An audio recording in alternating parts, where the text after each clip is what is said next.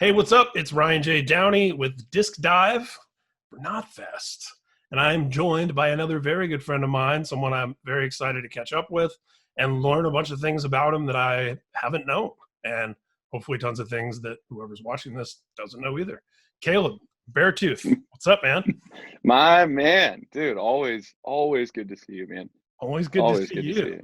And Yeah. I love seeing that, one of the, if there's any upside to quarantine, one of them is getting to see a little bit more of a window into people's personal space. Yeah. As And you can see. unsurprisingly, I see soundproofing and instruments behind you. It's like, yeah, That, that's what I that's would have about right. guessed. That's about right. Yeah, I'm in the studio right now. I was literally working on a track, just like tidying something up, and here we are. Nice. And you are also a perfect guest for what I've been doing with this show, given that, in addition to being in a well-known band, you play every rock instrument, you engineer your records, you're a producer, you work with other artists, you've been in more than one internationally known band, so it's like the perfect guest, for lack of a better Well, term, well, for I'm flattered, Ryan. Disc I'm very Dive. flattered. Thank you, Yeah. man. So where I would like to begin, and this might even be before we get into any kind of official release, what was your first experience in a recording studio?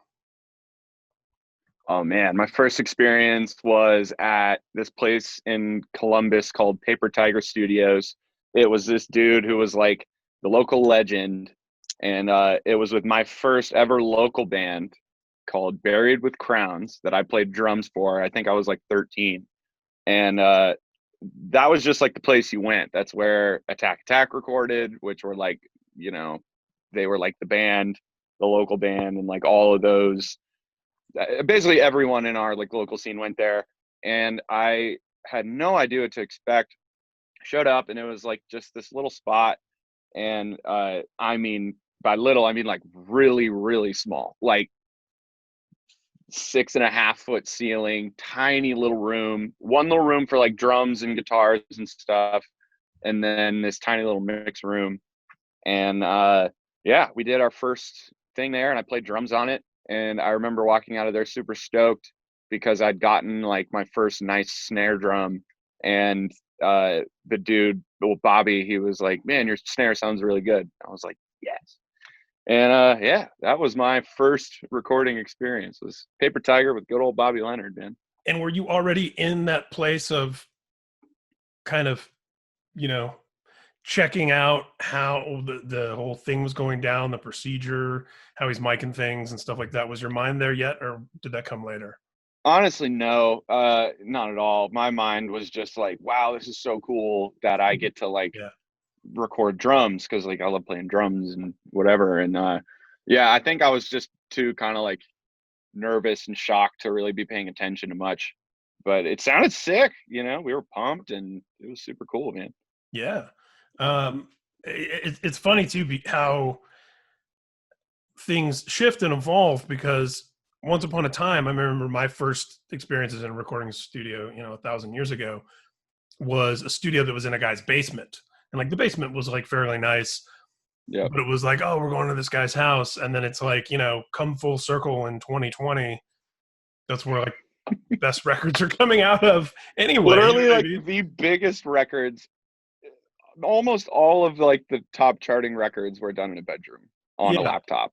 That's Yeah. just like how mainstream is done in the most part now, which I is remember wild, man. even just as recently as, I don't know, 2007 or something, we were at, me as manager for Demon Hunter, we were talking to some different big name A-list mixers. You And managed Demon Hunter? yeah, you didn't know that? No. See, we're Are learning you about each kidding other. me? Dude, they Yeah. were like that's amazing. They were literally like the first like band with screaming I ever heard in my life, and it like Are you completely serious? blew. I'm dead serious. Yeah, I had like I a didn't know buddy. that. Yeah, my like dad's friend, who like kind of, he was into music, and he like took us under his wing. His name was Mike Eckert, but he was a rad dude, and he was like, "Dude, you got to check this out." And I was like, "What is this, dude? Like, you can't understand what they're saying. It's amazing." And then yeah, Yeah, that was my first experience with like metal A, I with didn't know Steven that, and Hunter. B, I didn't know that you didn't know that. So man, we know each Well, other for there we years. go. We talked a million So times. It's just never come up. so anyway, And your it was only manager coming up Steven now Hunter. because I was thinking about mixers, and yeah, we talked. Yeah, yeah. Shall remain nameless for public consumption, but some Mhm. A-list big metal guys that had done some big metal records in the 80s and 90s that we all loved. And I remember as recently as 2007 having them, the majority of them tell me that they won't mix in the box. Yeah. And it's and for people that don't know what that means, you could explain it better than I could, but it's crazy to think that not that long ago that was a thing, or Oh yeah, dude, mixing in the box, especially for like those more old school cats, like that was sacrilege, man. It was like they just thought it was, well, I mean, because in the reality of what it kind of is doing is it took away a lot of what a big recording studio was, which yeah. was this thing that had invested millions of dollars into these hardware units and recording consoles that like you couldn't make a record sound like that unless you went there, which is why records cost, $500,000, Mm-hmm. whatever, back in the day. And yeah, so now that things are in the box just basically means like software modeling uh, hardware. And I mean, basically in the box mixing is just you mix it on your computer and you don't Yeah, use outboard, versus like like some outboard processing. massive board, like in the Sound City documentary people might have seen, or Exactly. like that. Exactly. What Yeah. you picture a recording studio like versus Yeah. like now. And I'm Dude, it's reminded of this wild. because very recently one of those same producers I heard is now telling people like, I'm mixing the box now. It's like, yeah, Yeah. So welcome. yeah, I I mean, hopefully it's half as much as what you quoted in 2007. right, exactly. I mean, that's just, man, big studios are like, it's such a trip now. I mean, how they work. Even, I mean, I guess we'll get into it at some point, but like Yeah. making Disease, because that was the whole point of that record was me doing it old school. It was like I wanted to see if I could like do a record like for real, like the way like my idols did records on tape machines and on consoles and like basically using Pro Tools as just like a recording software instead of like Mm-hmm. mixing and all that. And yeah, going to Blackbird, which is where I did a lot of it, the owner was so stoked I was there because I was so jacked to use all of his amazing gear. And he's like, a lot of people come in here, man, and just bring a laptop and like they just want to be in the environment, like be in a cool room. And they just bring in their own thing. They But wire gear in. wise, they're going to And replace everything when they get home, and yeah, sound exactly. samples and Yeah. reamping and But yeah, the recording game is way different now, man. It's crazy. you've been just generationally, given how young you were when you started and how young you still are, you came into it, I think, just right at the perfect moment to kind of see the transition to where we've arrived at now. Like, you were Yeah. Oh, for coming sure, man. around like right as things were like really changing and changing fast. So what Yeah, was absolutely. your first kind of, for lack of a better term, legit like studio recording after that, in terms of like knowing that what you were doing was going to be released and people were going to hear it on like a wider scale?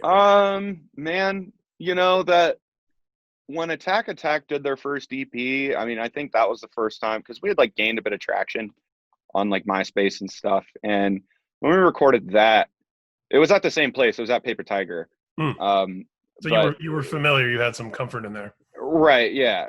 But it was the basement studio, a couple rooms, but he still had hardware and things like that.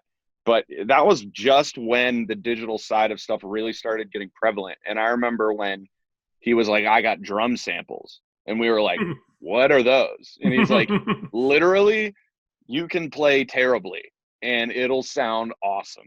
We were just like, what? And it was crazy, man. And like then shortly after he started programming drums and all this stuff. But I'd say that was my first like experience where we were like, okay, this matters. And we like really were mega focused. I mean, we're also kids. I was 14 and we are all 1 year apart. So we are all very young. And I mean, that was like my first, okay, this matters. The first like, all right, this really fucking matters was when we did Someday Came Suddenly at Joey Sturgis's spot. And that was like nerve wracking because Joey Sturgis was the dude. the I mean, dude. it still is the Yeah, dude. I in mean, that he's fucking moment though, it was incredible. like there was a formula for a certain segment of the scene, a very popular segment of the scene, where it was like Yep. you had this management company, you had this booking agency, you were on this record label, and your album Yeah. was produced by Joey Sturgis. It was just And like, we literally landed that exact formula, which for us, yeah, we were like mind blown. We were like, holy fuck, we have, it was Artery Foundation, yeah. Dave Shapiro booking, Rise Records. Rise Records, and Joey Sturgis. And we were like, oh my God, we did it. Like the fucking Devil Wears Prada and, you know, all these sick bands that have this team. It's like, we got it. So when we went in there, we were nervous as hell, but like really, really stoked. And that was definitely a super eye-opening experience and my entry into production, because the only thing I'd ever fucked with at all before that was a like cracked version of Fruity Loops on my buddy's computer, and I was like making terrible dance music on it. And I was like, oh, this is just like this little system where you can like make a song. And then going to Joey's and seeing his process and seeing a record done in the box, and realizing like, oh, you don't need like insane amounts of shit to make records sound amazing, because that was a thing that he did. You know, he didn't have like the craziest gear in the world. He just Right. knew how to make shit sound good with plugins and with you know, good drum samples and drum libraries and digital guitar tones and all this stuff that I was super And for people who unfamiliar don't with. know, a big part of Joey's business in 2020, if I'm not mistaken, is selling plugins and tones and like, you Yeah, know, a lot of that stuff that he yeah, helped he's kind of become like, pioneer in the heavy scene. yeah, he's become like the dude for digital shit. I mean, he's still to this day makes some of the best, you know, like guitar amp simulators and, you know, vocal plugin things. And I think he recently put out a thing that was like a vocal chain. I don't want to get the name wrong. It might have been Howard Benson, but like he put out a plugin with an old school legend who was like, yeah, this dude's shit is dope and I'm gonna do something with him, which, you know, in itself is kind of like telling to what we've been talking about with how Yeah. music is moving more digitally, that even the old school guys are like, yeah, this is just the way things need to go. I might as well get in the game, which is And a really lot of cool. the old But school guys, I think, had a vested interest in protecting some mystique, you know, because there's still some of those, as we oh yeah, see, you know, a lot of tutorials and things like that that are on the internet and clinics and whatnot. There's some producers still who are reluctant to do those because they feel like they're giving up the secret sauce if they show people how they do things. yeah. Oh my God, I totally get that, man. Even when I first started recording and had like a few things that people wanted to come to me for, which was like specifically like my bass tone was Mm-hmm. like a big one. I did like a My Ticket Home record, or maybe it was This Means War. I don't know. One of the records I did, um, I got a lot of people that were like, we want that bass tone. And that's like the thing. And I was like, well, I'm not going to fucking tell you what it is, but you can come here and record and then you Exactly. can have it. And like, yeah, yeah. And that was just, I don't know. I feel like recording's been like that for a long time, where Yeah. it's who can crack the code on these certain little things. And yeah, you keep those things close to the chest. Absolutely. Yeah, and that's also where, and we'll get into this more too as we go through your discography. Producers and engineers who are talented in eliciting great performances, where and you know, and that comes down to like the relationship and the chemistry with the band, and Oh because yeah. you know, like anything else, you know, I say this all the time, but like you can study and practice and practice and practice and become the most like technically proficient guitar player, but that's not going to give you feel or soul or personality in your playing. And there are people who Preach, man. have that in spades who probably can't even explain what they're doing technically. You know, Yeah, it's like it's all absolutely. the people that do both are like the, you know, one in a million geniuses. Yeah. But I'll Yeah. take feel over ability any day of the Oh week. yeah, That's with absolutely, man. production. Well, I mean, when you go through history, man, you look through all of like the records that really changed the world, and it's because they had amazing feel.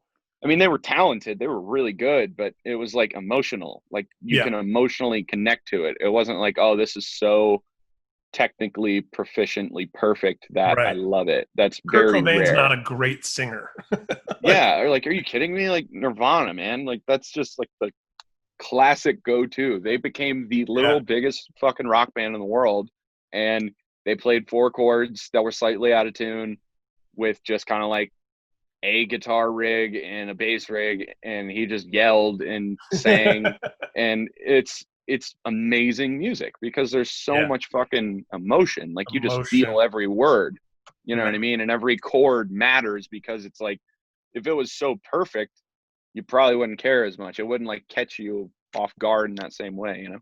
Yeah.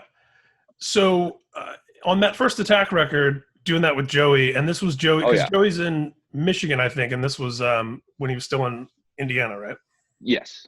Yes. Um, so you were playing keyboards on that record Oh yeah. and doing some vocals, some of the screaming Yeah, vocals. I did like a little bit of screaming here and there. Um, and then that's where you really became. Would you say that's when you became interested in the production side as well as Yeah. involved, or were you interested even before that? That's when I started becoming involved. But I I never really realized how interested I was until I got in the environment and like Mm, was able to be more hands on with it. yeah, Because at at Paper Tiger, it was more of you literally pay like back then it was like you pay them $70, you get the day and you leave with the final song. So there wasn't yeah, much like tinkering or like, oh, this is how you do this. Or it was just get in there, get it done. And at Joey's, we had 3 weeks or a month or whatever it was. which at that And he stage in was your super career cool. feels like an eternity. Like, Right. so much Absolutely. time, such a huge budget. It Yeah, was fucking, yeah, we $10,000 for this record. Fuck. yeah, Like yeah. whatever it was. And yeah, I mean, that's when it really like hit me because my dream when I was a kid, like 10, 11, was I wanted to be a session guy. I wanted to be Oh in a wow. studio. Like I never wanted to be on stage. I always just wanted to be in the studio playing. That was like my dream because I think I was in like fifth grade or something, and they took us to a recording studio for a field trip.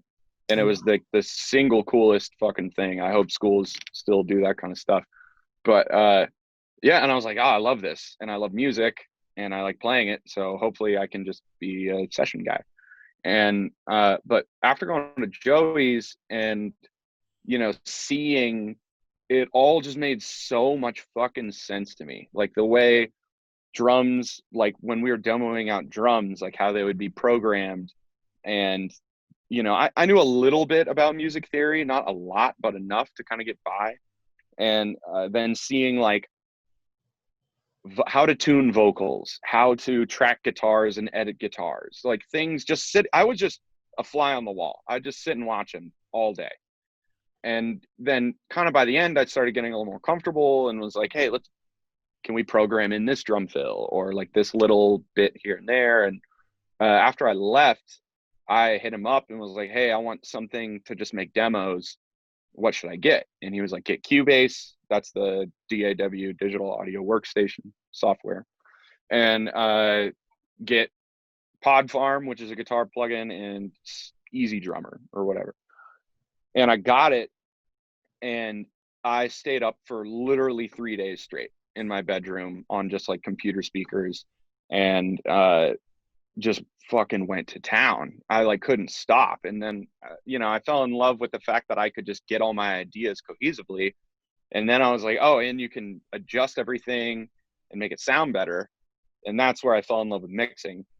And then yeah, made God, I'm trying to think of how old I would have been in when we made This Means War. Because that was the first record I mixed for us. But I don't know, I'm kind of going on a tangent. But yeah, anyway, that basically was incredibly inspiring. The Someday Came Suddenly shit was like where my love for production came from. That is awesome. By the way, this is exactly what I knew this conversation would be. I'm super stoked. Um, Sick. so the next record, actually, yeah, before This Means War was the self-titled Attack record, and that Yeah. is you as vocalist. Yes. And what were some things then? Compare that experience for me, knowing that now you've made that other record, you've toured and whatnot, and the band's grown and so on, and it says a lot about Joey's personality and character, that he was like, yeah, here's some tips, here's some magic, and also Yeah, the he's momentum amazing. and the amount of work he had at that time. He was probably like, please take some records off my hands. He was super in Yeah, demand. for But sure, man. He was so fucking busy. but what had changed for you then? What were you able to then go into that self-titled record with that you didn't have last time? I would imagine you were like a That different person was, going in there. oh my God, yeah. Because I mean, pretty much right after I got home from making the Someday Came Suddenly record was when I started learning how to produce, and just like absolutely dove in head first. So the self-titled record was the first record that I actually recorded all the demos and was way more involved in the production side of that record. I had my like little studio set up in another room. Like Joey had his main room, and then there was like a B rig, which was my rig. And that was the record I really started writing a lot more on, and got a lot more involved in the music. Because before, I just played keyboard, and at this point we decided we're just going to use a computer and do that for all of our keyboard stuff because I'm going to be singing. So yeah, I was way more involved in the writing of the music, and just the production side of it, like a lot heavier. And that was the big, I guess, the biggest shift for me from the first record to the second record. How close were some of those demos that you had to what the finished product ended up being? Very close, very close. I mean, what was it? Let me pull up that fucking track listing. I literally listened to a couple songs before we started this. I listened to like a piece of a song from each record just to kind of like Get refresh yourself myself. back there. Yeah. Yeah, Sexual Man Chocolate. My God, what a name of a song! But that song, I think that was the first one for that album that was like demoed out, and it was pretty damn close. And that's the album opener, right? So That yeah, it is. But yeah, that piano thing, because I had just gotten like a piano plug-in, so I could start actually writing out piano ideas. And that was really fucking cool. So I wrote that like ridiculous piano intro thing, and that was kind of where it started, and that's how that record's like sound sort of happened. It was more like I understood how to program MIDI, which is like a lot of people call it piano roll, but it's what a lot of it, I would assume majority of hip hop producers and stuff use. mm, And well, pretty much almost most producers nowadays use just like clicking in the notes instead of playing them out. That's when I learned how to do that. And so that record was based, the self-titled record was based a lot on me diving into different synth patches and plugins and being able to focus more on the sonics instead of like just sitting there and playing it perfectly and executing. It was more like I would type in the idea, or I would play it out on a MIDI thing and then just sit there and go through, patch after patch after patch, and add delay and add reverb and all this stuff to come up with different sounds. So like a lot of the songs on that record were based on listen to this crazy synth patch I made, and then we'd kind of write a song from there. yeah, it's so cool too because it's such a great contrast when we get further along and we start talking about Blackbird again. Yeah, man, The Jesus Christ. different ends of the spectrum. So yeah, Yeah. so this means war. A big record for you, obviously, and for the band for a lot of different reasons. That one, you are credited as the producer. Yes. And you had, I think, an engineer working with you on vocals, maybe. Yeah. I had my buddy Sean, who was playing guitar and singing with us at that point. He lived at my place, and he knew his way around Cubase, so he would track my vocals for me. So it's a nice But little yeah, progression there, actually, from you first kind of getting your feet wet on that first Attack full length, and mm-hmm. then being really involved in the production on the second one, and then by the third one, you're just doing it. Yeah. That record was a trip, man, because it was a big leap of faith for a lot of people. And I'd done a few records for Rise, and Rise was managing me as a producer at this time. So, they knew I could make records, and they gave me a shot, and they were like, all right, here's the budget. And I had just got my first house, and it had a completely unfinished basement. So we built a studio in the basement and made the record down there. And that was the first one that I like fully produced it, mixed it, mastered it, like the whole bit front to back. It was, yeah, that was like where I don't know, that was where like the shift happened for me, where I was like, yeah, this is my speed. Like, this is what I love doing, is making. I just love making records myself, like having that much control over every little thing. So I know that if something's wrong, or if somebody doesn't like something, it's like I would rather it be my fault than somebody else's. You know what I mean? Yeah. So yeah, I felt really, really heavily in love with producing from that record. And at that point in the band's career and prior to that record, and again, like we were talking about, that having that, team that was like the A team and that moment for bands in that genre, I'm sure you had your pick of producers that were maybe approaching the band or that you could have approached. Oh yeah. And I know that you, being a fan of music and obviously being a student of production and being aware of other producers, was there an inkling at that point to, like you said, it was a leap of faith for a lot of people in the camp. Did you consider at any point like hiring a different producer or going back to Joey, or did someone reach out to where you were like, oh man, that's really intriguing, but no?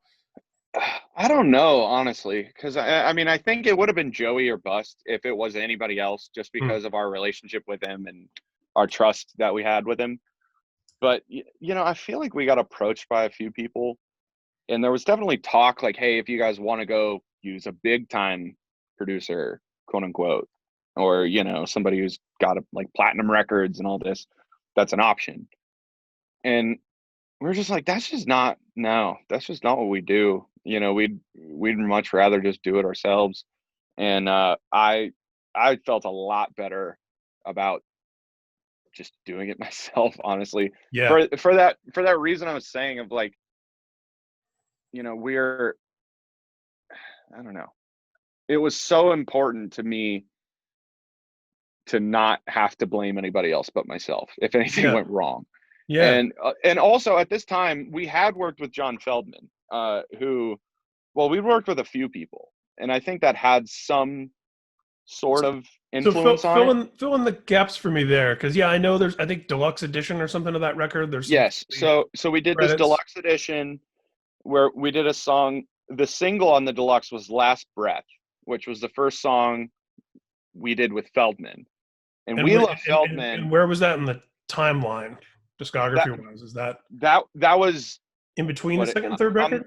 Yeah. So it was the self-titled deluxe edition. Okay, gotcha.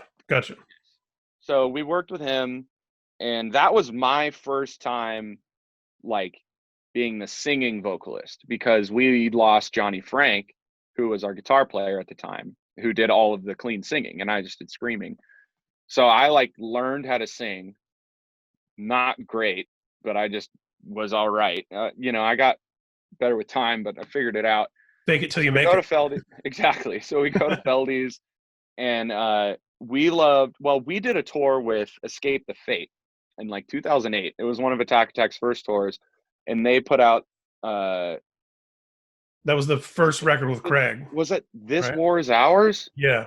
Yeah, the first record with Craig. And we were like, the production on this record is fucking phenomenal. Like, these songs sound so good. I was not very familiar with Feldmann, and we looked it up, and I was like, holy shit, this is like the dude. So we went and did some songs with him, and it went great, and we loved it. Super cool. But we had this crazy idea that it's kind of like a rumor that I've actually had people text me this.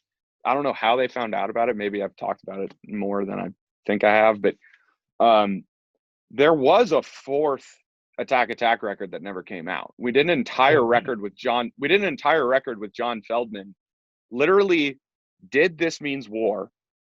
The day after it was done, flew to LA and Wow. started working on another album with John Feldman.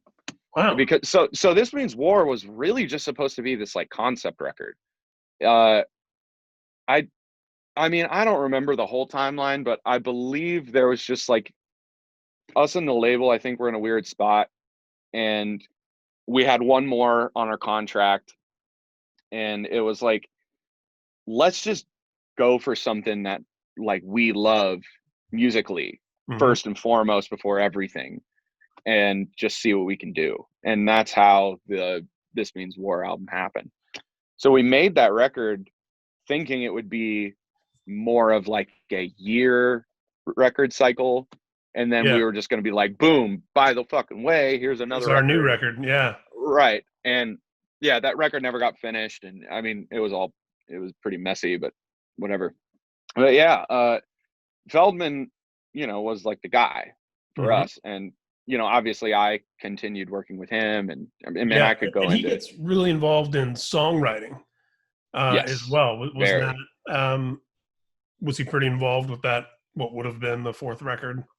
Extremely, yeah. It was. I mean, Feldy was the first experience with a real co-writer I've ever had.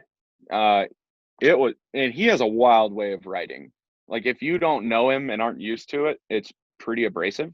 But like, he's a genius. Like, he's a I would fucking, have a feeling it's a pretty abrasive because he drinks. He's the only person I've ever met who drinks more coffee than I do.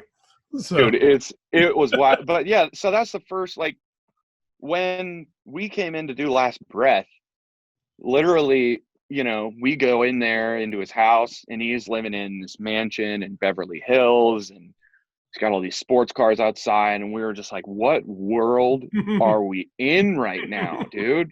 Platinum records fucking everywhere. And, you know, I'm just like, I think I was probably like 18, 17. Wow. I think I was 17 when we did that.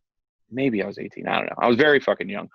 I always forget how young you are, and not because you don't look great, because you do, but just because you've been at it. You started so young, you know. So I think of you as someone who's been around, but it's like, right, you were making album number 4 with Attack, and you're like 17 or whatever. Like, well, no wonder. Yeah, that was some crazy shit. But yeah, we go in there, and you know, he's like, "All right, what do you got?"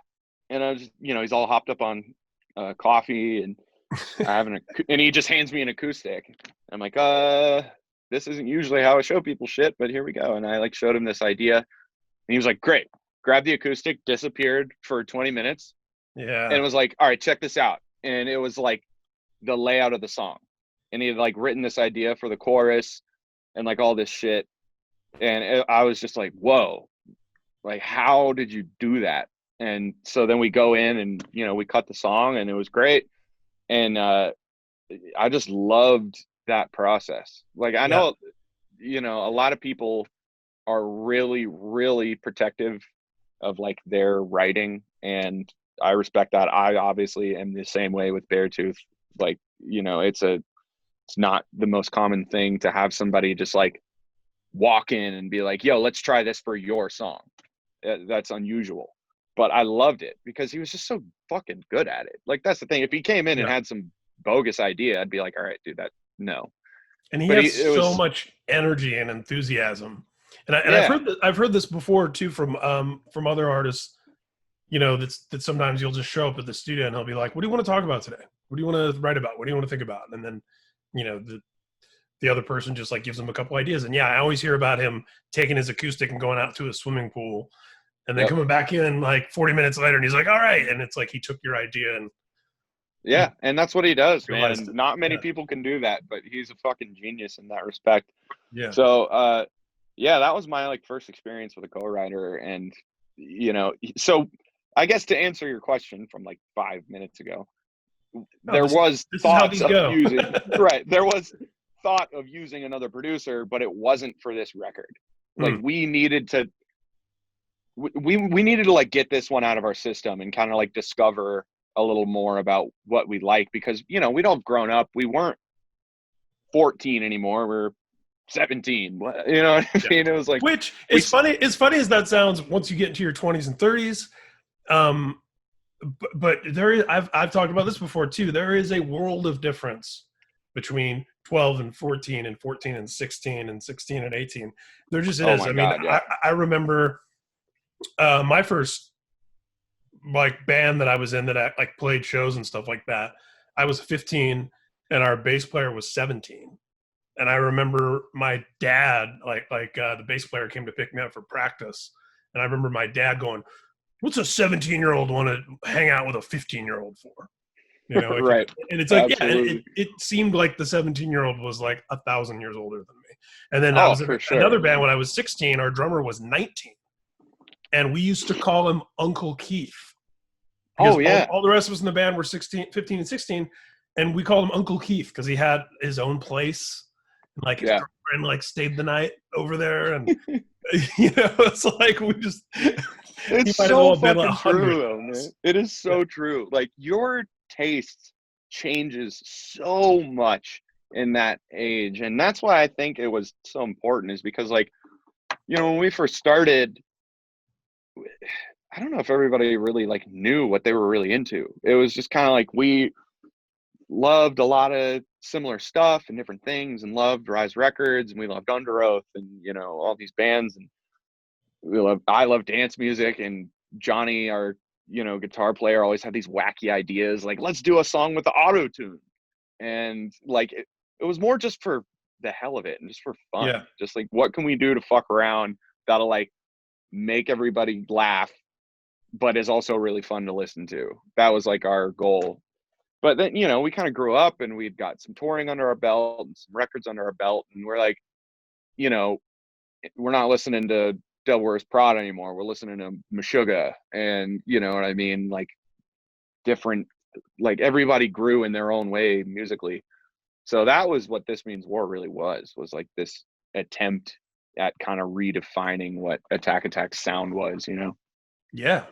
And what's interesting about hearing you talk about even just this formative years and how it continues till now, you've had this great experience of creating from the ground up or from a basic idea in the studio, right? Yeah, Whereas there's this kind of traditional approach of like, and it's just evolved, right? But there was this, it used to be rock band gets in a basement and rehearses these songs to death until they're note precision perfect, and then they go in and they track it, and play it yeah, perfect. And there's a beauty and a magic to that, and it's certainly an argument to be made for it. But I would say, to play devil's advocate on the other side of that coin, that can become so strict, right, that it sucks the life out of decisions that could be made on the day in the room and ideas that could be screwed around with, in the studio. yeah. Oh, So 100%, man. And like it was weird because I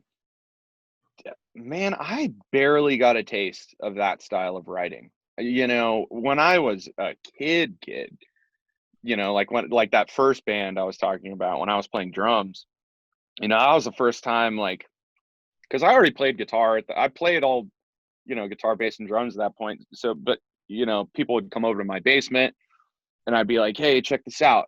And like play this little riff. And then someone would start playing it and then be like, all right, let's jam. And then we'd just go and just keep playing all yeah, day until we had a song. And, but really, man, with the Attack Attack, because I came into that band, they'd already been a pretty established local band and they wanted a synth player. And, I was buddies with a few of them and I was like, oh, I play piano. Like, let's see what I can do. And so the songs were already written and yeah, there. Majority of the songs on Someday Came Suddenly, I didn't write anything other than the synth parts because they'd already been written prior and I came into it. So, then the second record was it was just on the computer. I'd been producing and I knew how to do it. So I'd write ideas, dudes would come over, we'd work on them together, but all in a studio environment. We had like already kind of stopped jamming in a room, you know what I mean? Which is yeah. crazy, dude. It's almost like a more hip hop approach to rock music. That idea of going in the lab, and Right. Yeah. messing around with your chemicals and ingredients. And I think it makes for something that's a little more kinetic, a little more combustible. You can hear that energy. I don't know. It's like fresh baked cookies or something. You know what I mean? Like because you can Yeah. hear that it's like being made in the same Yeah. place that it's coming out of. If that makes sense. Oh, absolutely. What I think, if I were to really say the difference, I think to be able to get in a room and jam out and write a song through jamming, number one, you all got to be really fucking talented Mm-hmm. in a lot of different areas. We're talking about songwriting, playing, uh, sensibility. Like there are so many things that go into, like, for me, like the gods of that would be like AC/DC and probably Rage Against the Machine. Like the first Rage record that they did at Sound City, they like got a bunch of people into the room, set everybody up, and they basically like played a show Wow. to like their friends. I didn't know. I knew it And was like live in the studio, but I didn't realize they had like yeah, they like crowd I, energy. I believe Yeah, I yeah, yeah. No, believe it I sounds think they right. talk about that in the Sound City documentary. But and like that is a band of, you look at every one of those players and they're at the top of their field. I mean, every one of them is legendary. And then AC/DC, they were like, when people talk about them making their early records, because they were a live band, they were like this spectacle, and they would just play louder than anybody. Nobody had seen this kind of rock show or heard of this kind of rock show when they started in like 74 or something.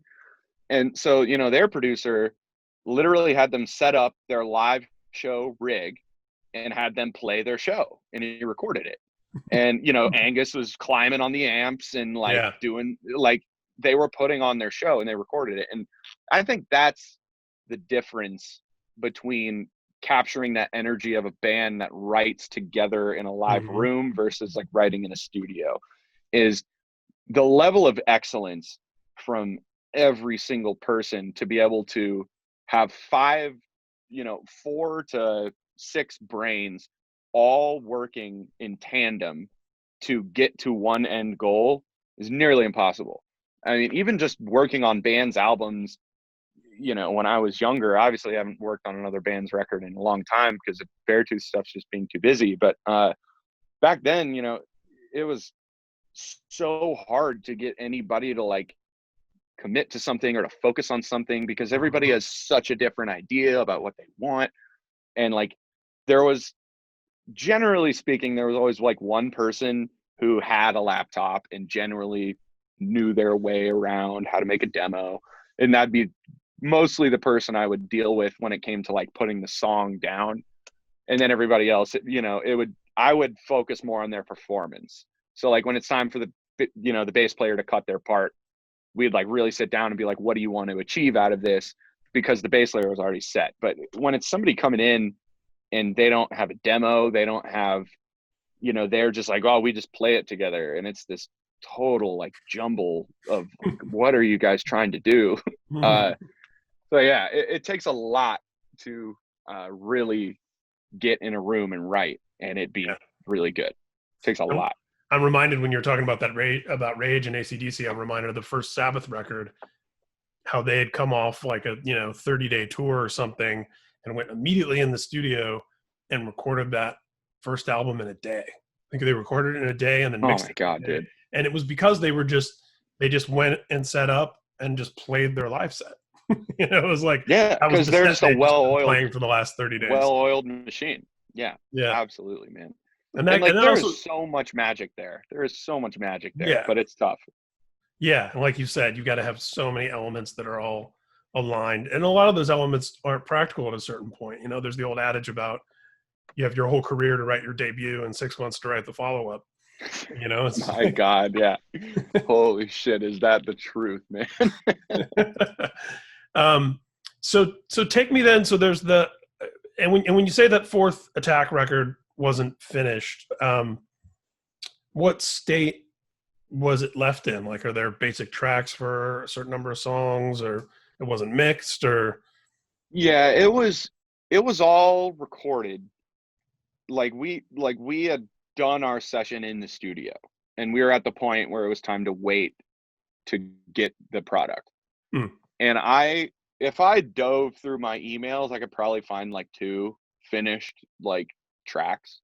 But yeah, I mean, for the most part, I like, God, I bet Feldy couldn't even find those hard drives. Like, I don't even remember what majority of the songs were, because I was a fucking mess making that record, because I had just been spending 14 to 16 hours a day for like 33 days straight making that This Means War record. Mm. And then we go out there, and it was just like, Feldy literally like carried me through making that record that never came out. Like, he got me through it just by sheer power of will, coffee, and knowing how to like get me to get a good vocal take.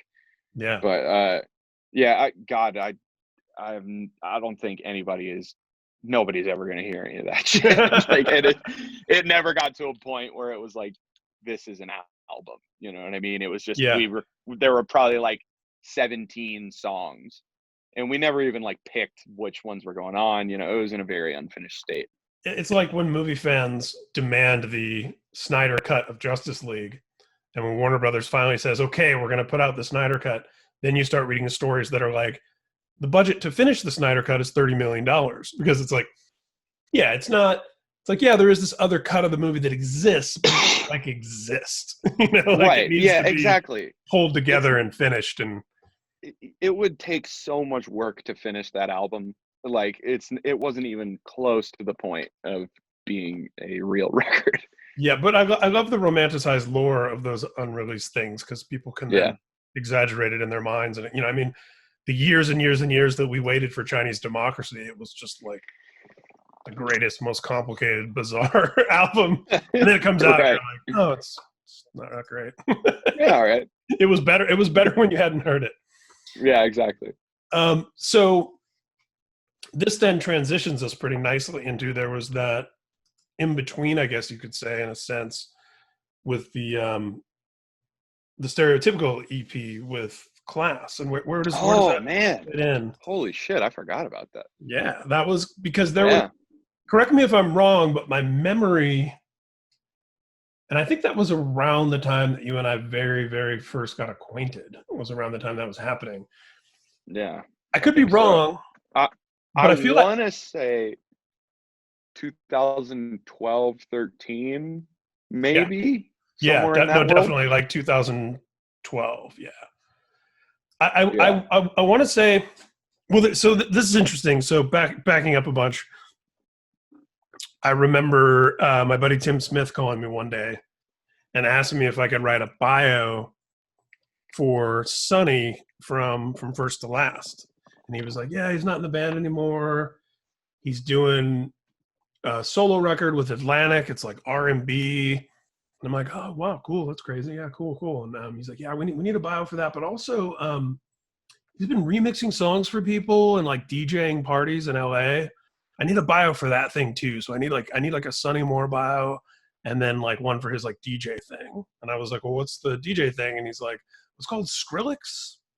It was like his old like AOL Messenger name.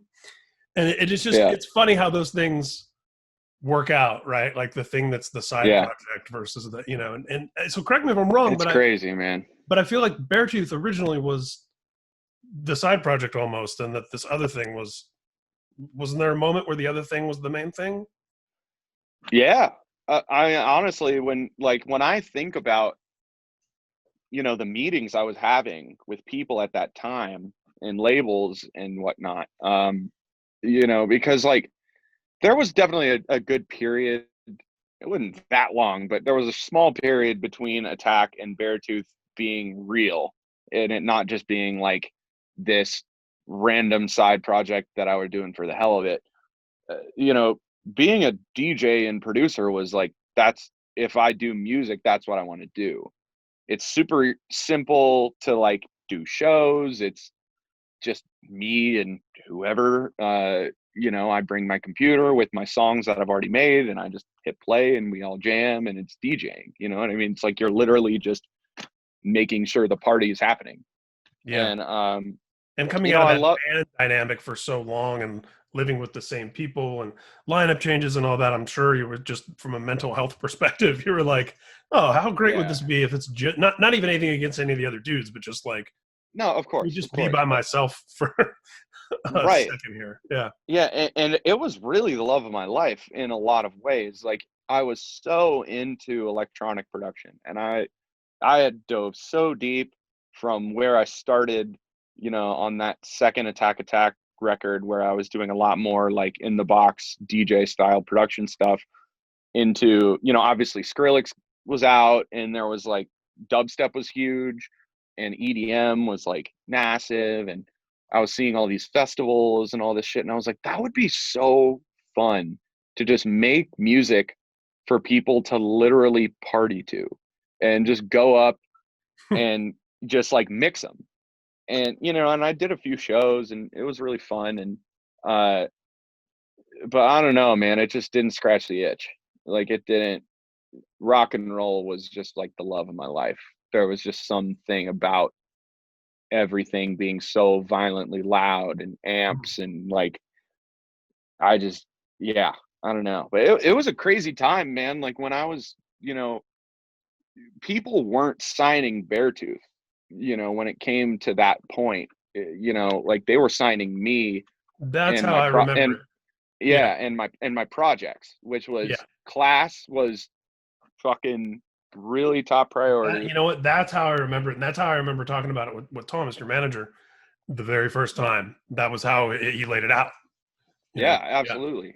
And that was the way it went down. And it was like I'm gonna do, really Feldy was the one who kind of got me to really like take Beartooth seriously. Oh, that's great. Because after I did the after I left Attack, he was the first dude who hit me up and he was like, hey, move to LA and become a writer with me.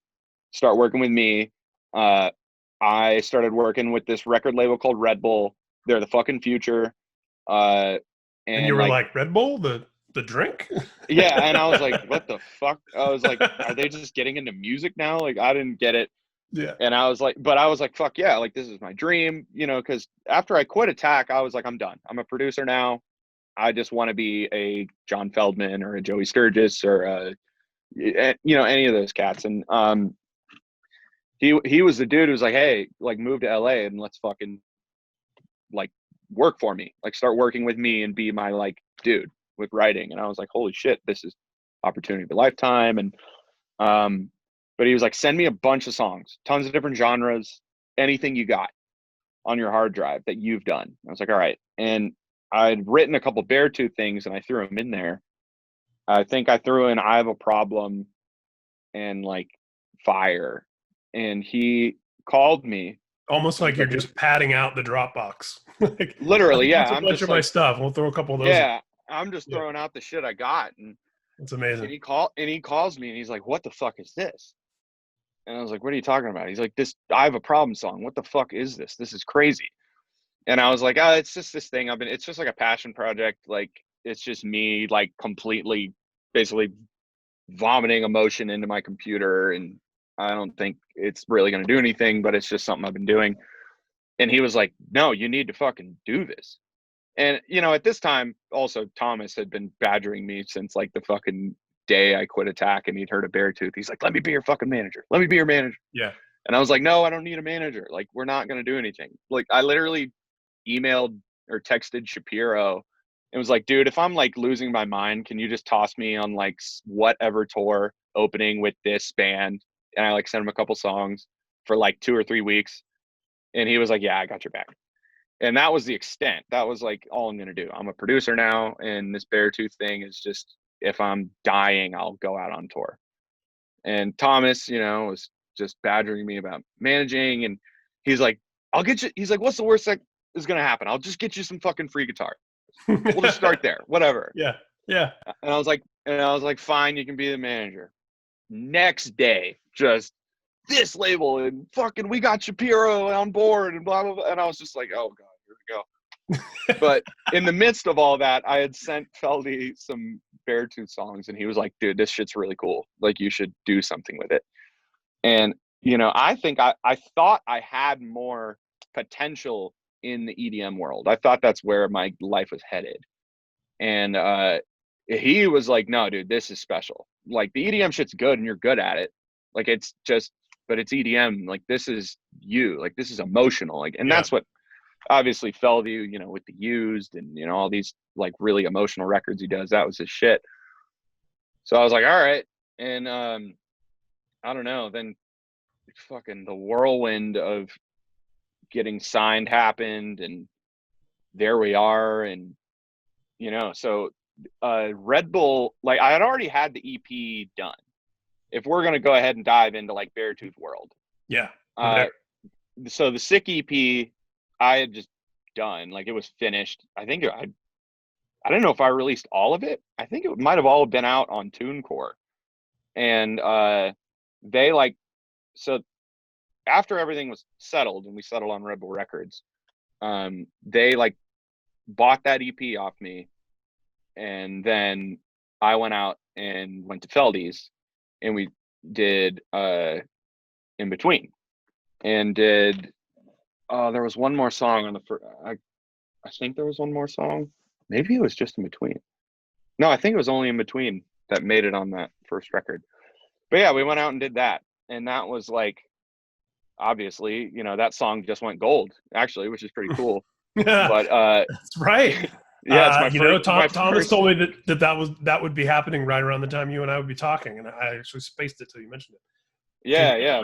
So yeah, I have my first gold record. We'll do our quarantine cheers of my ginger ale. Is that the ginger ale? Dude, that shit is great. I have the whole bottom shelf of my refrigerator is just this. Oh my God, dude. I'm there right now with like Topo Chico and whatever flavored sparkling waters. Like I just have a stash of them, man. I'm addicted. Yeah. But yeah, so we did that. And, then the first record just kind of started taking shape. And, we did a little bit of touring on the Sick EP. We did our first ever like tour was with the Ghost Inside. We did not fit on that bill, but it was like the sickest tour ever just because I loved hardcore and thought it was super cool. And, growing up in the band that every hardcore band hated and then having this band that like a few hardcore bands liked, I was like, oh, that's cool. But it was, if I remember correctly, it was the Ghost Inside was headlining. Zabalba was direct support. Wow. Reign Supreme was 3 of 5. Relentless from Australia. This is like cred hardcore. Yes. Not even just hardcore. Yes. This is like, yeah. Like this is real deal shit. It's the scene most primed to despise Attack Attack. Yes. And guys in those other bands too are there's probably some dudes that were like, I met that guy Caleb from Attack Attack though. Like, he's cool. So then when they hear Beartooth, they're like, yeah. Honestly, man. But yeah, when you said hardcore and primed, people that would hate Attack, it's like, oh, okay. But then when you start naming the bands, I'm like, oh, that's like, yeah, it's like the no bullshit, scene, like the real, real deal shit. Yeah. But you can see where I was a little bit nervous. Yeah. But at the same time, I was like, I know the Ghost Inside dudes. Attack took them out on a tour once, and they're fucking amazing. And all the other bands were literally the sweetest guys, greatest dudes. But the shows, it was not our scene. We were just up there, and like, we were more of, we idolized like the Chariot and Old Underoath and just like Chaos. And so like we'd just go up there and we were a 4-piece. A little bit. Yeah, very like that Dillinger-y, like just go up and the bass player had like guitar rig / bass rig that the bass is AB wide into, just dimed, and then a full stack on this side, and we're all just going ballistic on stage, and everybody is in the crowd just like yeah, but the tour was sick. It was super cool to like just do that. And then I believe actually no, we did a few tours without that first record. Holy shit. We did a tour with ABR. We did a tour with Memphis Mayfire. And those tours, I'm sure, were more accommodating audience-wise. They were more up our sounds are super close, but it's like just the scene. It was more like people that were Scene Kids in the Rise Records days, just coming out of being Right. Scene Kids a little bit, but still majority Scene Kids. So we were on those tours. We were the like, what the fuck is this like hardcore band doing on a tour? Like, right. You know what I mean? We were like suddenly a hardcore band. Yeah. But you were too scene for the hardcore tour and too hardcore for the scene tour. Exactly. Yeah. Exactly. Story Oh my God. Talking about, we did a tour with Pierce the Veil and Sleeping with Sirens and This Wildlife. That's and right. that I remember that tour. I think I was at one of those shows. That was an interesting tour for us because This Wildlife would go up, and I mean, we're talking 90+% young female fans at that show. And This Wildlife would go up and play this beautiful set. I mean, just like, they're so good at what they do, and it's just such pleasing music. And then we would go up and just fucking rail our amps and like be jumping off shit, and like people hated us. A lot of people hated us on that tour, man. It was so funny. It's just laid to waste vibes. Like, yes, yeah, that was our shit, you know what I mean? Norma Jean and just like pure chaos. And man, I remember people getting really pissed at us. We played this show in Vegas, this really big venue, and they didn't barricade, or they didn't like lock in the barricades. And we go up, and we'd already, had a decent, enough of a fan base going for this to happen. So like we started seeing more Beartooth fans at the shows, and it was packed out, probably like a 3,000 cap room. It was massive. And we rip open, and we're just ringing out, and I'm like, everybody get the fuck up, like move the fuck in, move in. Boom. And like all the like our, more like kind of hardcore dude fans, like barricade just goes flying, smashes into the stage. Show gets shut down for 45 minutes. Like literally every single fucking, like, oh, bless their hearts, with these like girls that are just there to see Kellen and Vic in the front row. Yeah. Literally just having their lives ruined by this fucking just loud wall of death by smelly. Yeah, just like, what the fuck just happened? So yeah, it took us a while to find our place, man. But I think where we found our place was Warped Tour, which is where Disgusting came out. It came out right before or on Warped Tour. And Warped Tour is where it was on Warped Tour. People expect eclectic and different things to be happening. Right. So yeah. And that I mean, Disgusting had a lot of songs. Right? Yeah. It was and then you had like I think Japanese bonus tracks, and like there was like a lot of material considering. Yeah, it was 12 songs, which is wild. When I'm going through these Attack records, I'm like, how did we make such short albums? They're like they're like 33 minutes, 10 songs, just like, here you go, see you later. But yeah, the first Beartooth full length was 12 tracks, and it had like the emotional closer, and it was like a full body. And then we did a lot of re-release stuff, but man, that's when the fucking wheels came off, man. I like still thinking back to those times, and that Warped Tour specifically was just like, man, something's happening here that I don't think anybody really expected to happen. And I'll never forget getting the phone calls, 2 phone calls within a week from Tom. He called me and he was like, hey, he's like, are you sitting down? And I was like, dude, like, what do you, like, come on.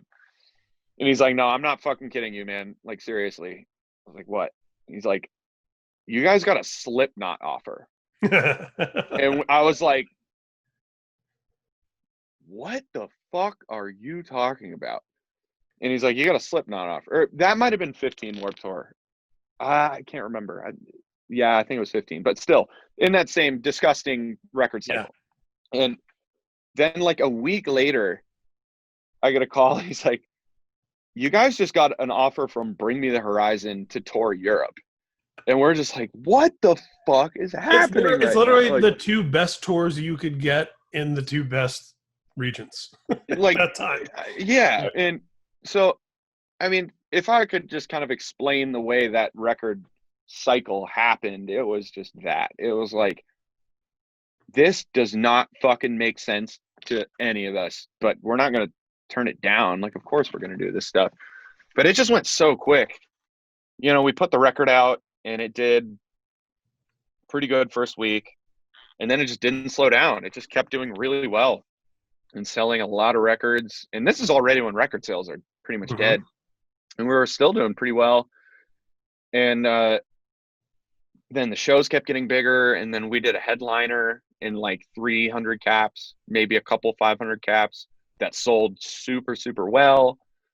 And it was just like, fucking, what is happening, man? That's like all any of us could think during that And I whole think it experience. speaks to the authenticity and the purity of heart about Beartooth, that it exceeded expectations once it got out into the world and became a vehicle that presented opportunities that, had you tried to get those opportunities, had you made a band specifically trying to accomplish what Beartooth did, it wouldn't have worked.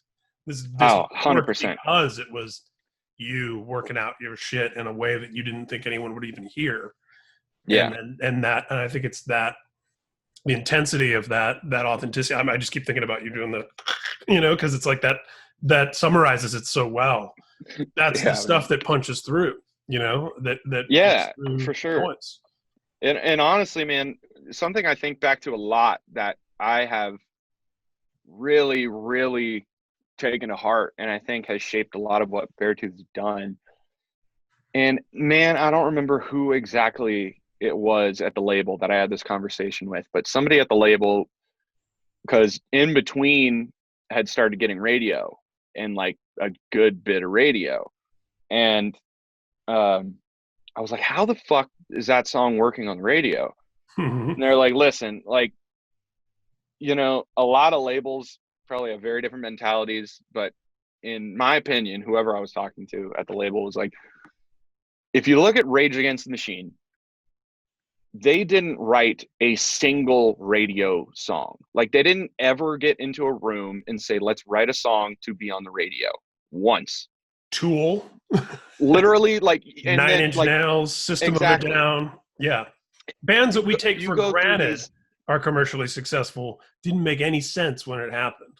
Exactly. And you go through all those bands and not a single one of them was like, this is going to be the radio single or this is our radio track or whatever, which is what almost the entire scene that came out of that like 2010 to 2012 era went to. Yes. Was, let's just go radio. That's what everybody's fucking doing. We want to go on tour with Shinedown and, these big radio bands, and we need the tracks to do it. We need to be on FM Active Rock. So let's write them. And, we very intentionally didn't take that approach, and it worked. And that was really surprising. But I think that's something that I've always held on to with Beartooth stuff. And obviously I've dabbled in a lot of different types of songs with Beartooth, but is just write a song that you love and that you're passionate about. And if the radio likes it, they'll go to it. And if not, whatever, you know what I mean? Yeah. But I remember, just thinking about this transition from underground to mainstream too. I did a couple stories on AFI when Sing the Sorrow was coming out. And I remember there was a quote where, I'm paraphrasing, but basically they were saying they were fine with the mainstream coming to them, but they would never go to the mainstream, Exactly. And it's like, and that's something that people I think misunderstand about like the punk ethos sometimes, that it's not about like, no, we don't want popularity. It's like, no, we'll accept it, but on our own terms. We need the purity of our art first. And if people are responding to what we created from a pure place, great, the more the merrier. But we're not pandering to them. And it's funny because, when I think about our records and like, I think there were so many songs that had more radio sensibility than the songs that went to radio on our records. And I always have found that really interesting, that like, if I even think about starting to dabble into that world and write a song for it, which is, I mean, it's usually for fun, but yeah, I've definitely written songs being like, yeah, this like, I could scream this part, but I'll just sing it and we'll see if, radio is more stoked on it. And they don't care. It's the songs that are like the real songs that are the Mm-hmm. better songs that they care about. Mm-hmm. And so yeah, that was a lot of aggressive. That was a lot of aggressive. You want to talk about a weird fucking time Let's get in there. That's where that we just naturally slid right in. right. Yeah, exactly. Perfect. Also, Uh also, also, I'm looking at the track listing for um, deluxe, and there are 18 songs. fucking my goodness. Yeah, that sounds about right. Yeah, no shortage of tracks, man. No shortage of tracks. But yeah, going into the aggressive era, it was tense in a weird way. It was different. Like it because we got the success. We'd Mhm. got these tours and we'd gotten radio, and there was a lot more pressure on this album. And It's like it was people never understand that if it's not broke, don't fix it thing. Because yeah. it's like Oh something my God. does Absolutely, well man. because it was left alone, and then everyone's like, "Oh, it's doing so well. We could probably make it do better if we start meddling with it this time." And it's like, no, no, Yeah. no, it's the fact that you weren't meddling last time that made it get here. Preach, man. Absolutely. So yeah, going into that album, I started writing it in January of 20, it would have been 16, right? Yes, because it would have been January 16. And we are just coming off of non-stop touring, man. Non-stop touring. Like it's crazy when I think about it now, and something my wife pointed out to me recently, like since this COVID stuff has been going on, she's like, you haven't taken a real break in like 10 years. And I was like, what are you talking about? Like literally from the Attack records straight into Beartooth. Anytime that we were not on tour, I was working on an album. I just haven't. We never took a break. So, you know, at this point I was just gassed making aggressive. I was so out of gas. We'd done so much touring and it was going really well. And I had a lot of pressure on myself. And I just wanted the record to be better, but I didn't know what that meant.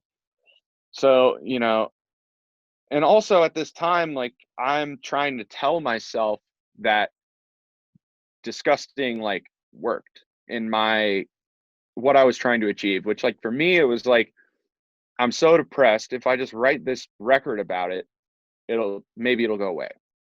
And I had basically just convinced myself that that was the case, and that because the band was so successful, we're touring so much, I was just like, yeah, it's gone. I'm good to go. Yeah. But like, how do I make a record out of that? And so I started making this album, and really what came out was just like anger because I realized that nothing really changed, Yeah. and I still was in the same place that I was. So, and that record went fast, man. I don't think there were any B-sides, any like songs that didn't make it. It was like every track on that record was done in that like month and a half. Um, it was just run and gun. It was way more like the old days, like making a Rise album, where it's like you got 10 grand in 3 weeks. Like you Mhm. better have a fucking record at the end of this.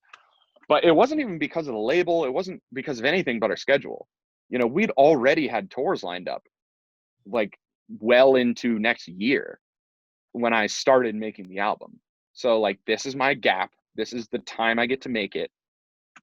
And I was just Yeah, burned. and this is that your whole career to make your debut and Yeah. And then months to make the yeah, you follow get up. Yeah. 2 months to make the follow-up. And uh thankfully what I will say about that record is I do really love the singles. I think the singles on that album are really good. I think as a whole, when I go back and listen to it, I regret a lot of that process. I regret a lot of I should have just been like, let's take off this tour. Like I need to focus, or let's do this or that. Because like there's so much that I hear in that album where I'm like, I really like it and I know exactly what I was trying to do, but in my mind I didn't quite get it there. Mm. And the process was different. You know, there was a good bit more co-writing attempts. There's Feldman's in there somewhere, and you worked with David Bendeth at some point, right? Yeah, and he mixed that album. Okay. Which was a whole terrifying thing for me as well, because I that was something the label really felt strongly about. Is they're like, we want somebody who's fucking legit to mix Yeah. this. Okay, we're stepping And up. This is your big new record. You need to get yeah, a real guy in, and you're like, I'm a real guy. right. I've But been the real guy this whole time. and I wasn't against it. You know what I mean? I was like, I Yeah, get it. Like, open-minded. I'm very open to it. And so with Ben Death, it was one of those things where like he did one of my favorite mixed one of my favorite sounding records of all time, which is Lost in the Sound of Separation by Under Oath. Sure. And so I was like, I love that record. I love that it's just like fucking mashes your brain. It's just everything is right in your face. It's really loud. It's really cool. And him, and he knew a lot of people at our label, and so I go out to his spot and we wrote a track, and he basically, he showed me what he could do with mixing, and I was just like, yeah, let's do it. But even then, like with the mix, like there's so much I wish we had more time to do. So like I was at his studio. The songs that I think sound the best is because we were both able to be in the room at the same time, and we could just go back and forth in that moment. And so Aggressive and Hated, I was there for both of those mixes, which are the two singles off the record. And well, the two biggest singles off the record. And then all the other mixes I approved on tour. Oh man. So he would do a mix, and I bought like some really nice. I bought these. They're like these really nice open back, like mastering grade headphones, and I'd be listening to them. I'm on tour. My ears are cached. I'm playing shows every night. It's not like I'm in the zone, and I'm listening to these mixes, and it was just kind of like, we got a deadline. Like, we got to go. Yeah. And There's pressure to approve mixes that it's not to say that you're lying even by saying you're okay with it, but you're like making yourself okay with it. No.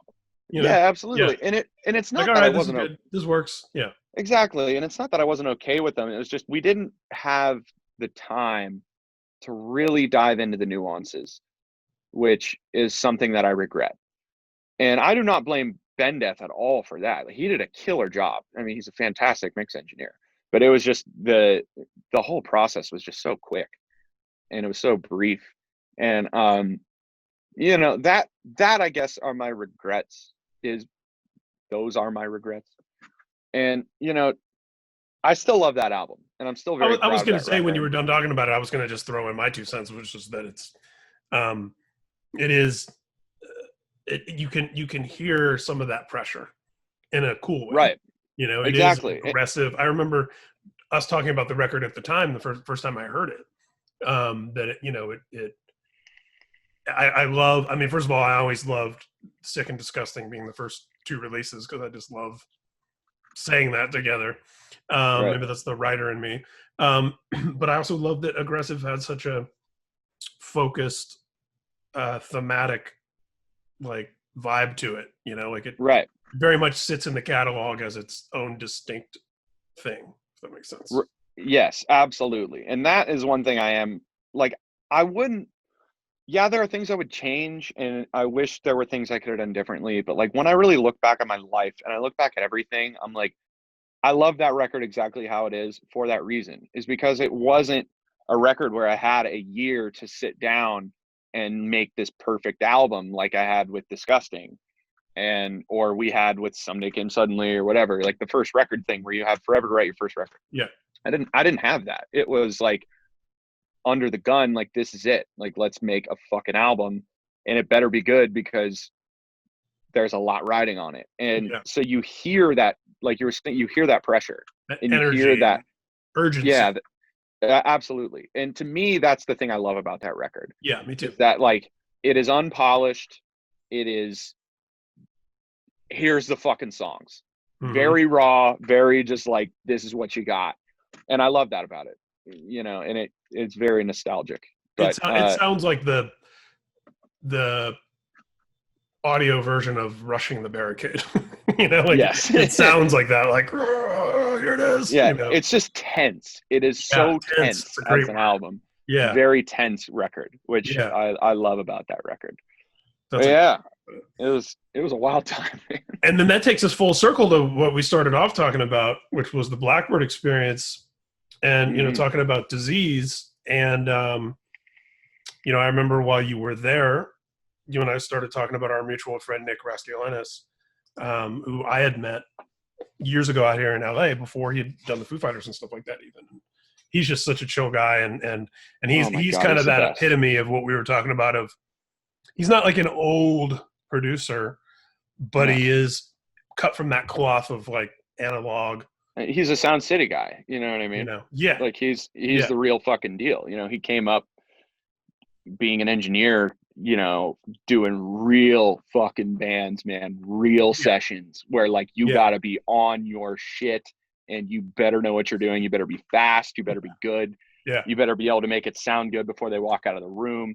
yeah. And like, you know, working with him, dude, that was just a whole different fucking experience for me, man. It was so cool because also the way we worked together on that record it was definitely you know, it was unconventional. Like I produced the album. Yeah. I think his credit is executive producer, but basically the way it went down was, you know, I had written a ton of shit. So like disease was the opposite of aggressive. We took a lot of time off.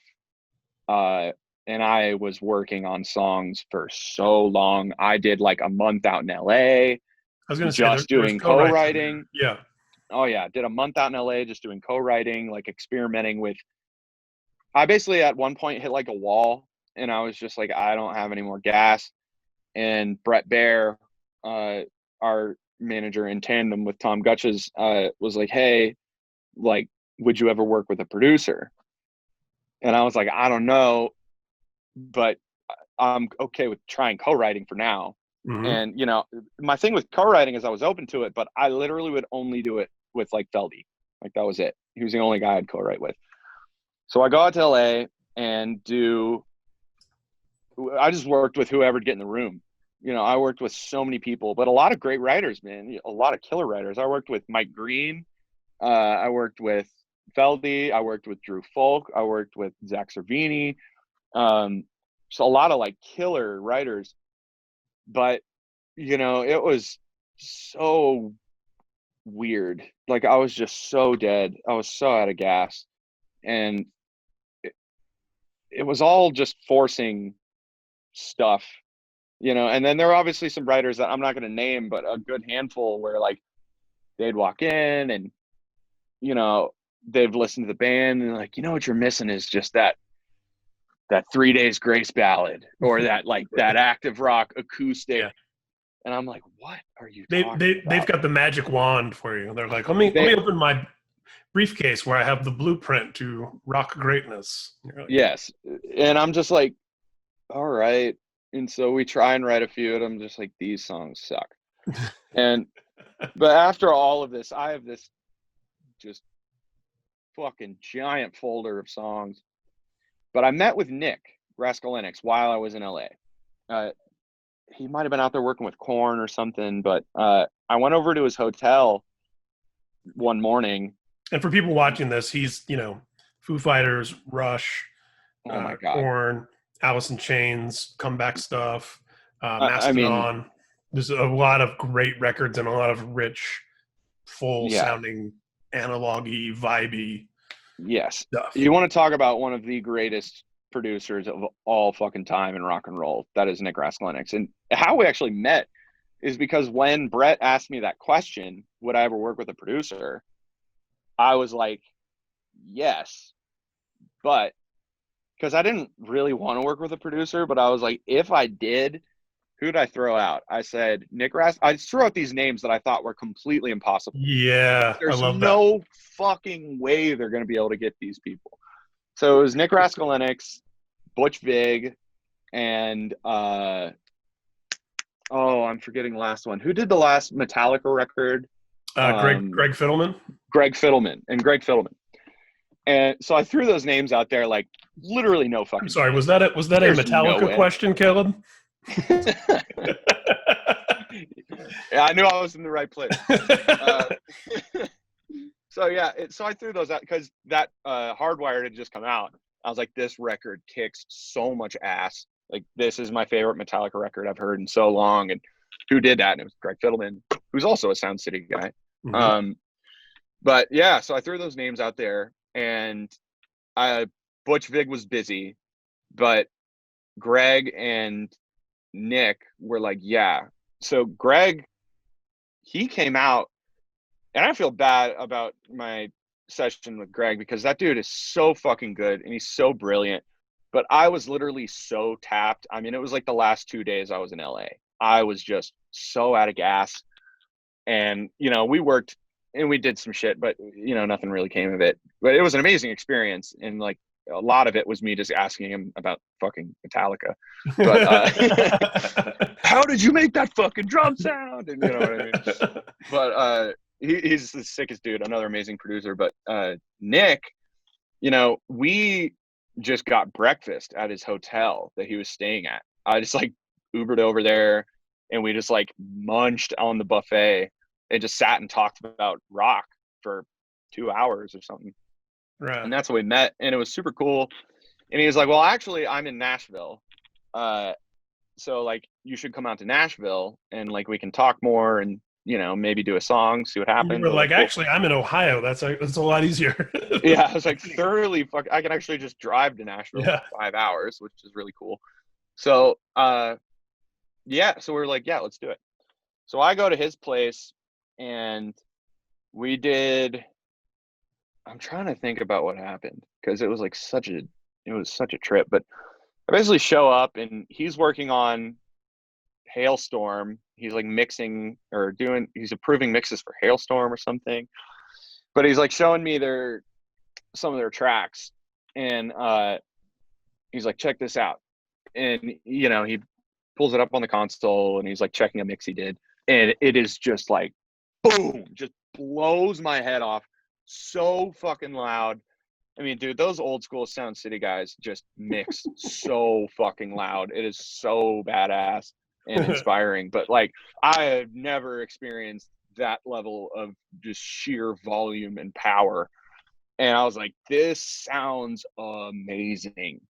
And I was asking about the drums and all this shit. And he was like, oh yeah, I did it on this console. And we're just nerding out. And basically the first day, just 12 hours straight of just talking, just shooting the shit.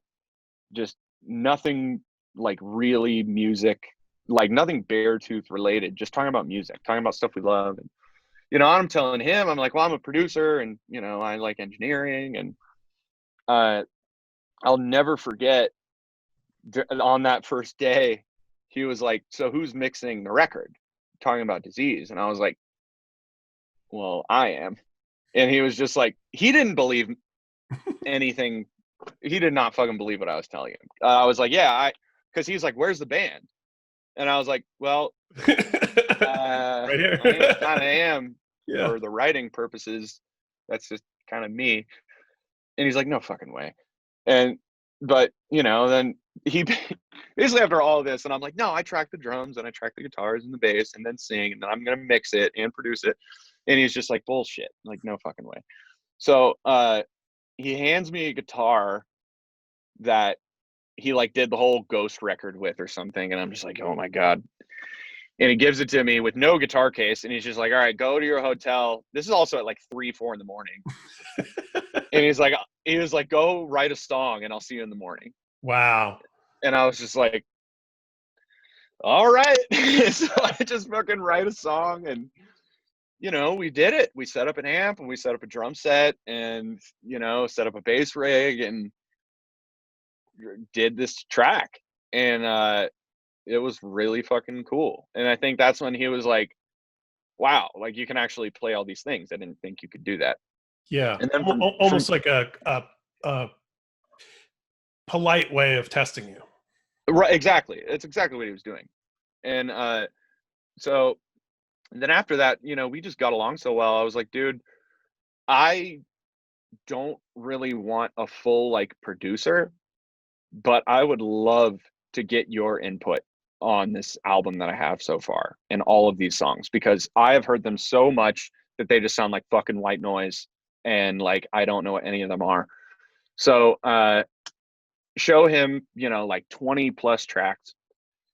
And the thing that resonated was all the songs, without him knowing, all the songs that he dug were the songs that I had done myself Hmm. before the co-writing sessions. Were Amazing. like the basement, like the Beartooth vibe tracks. Yeah.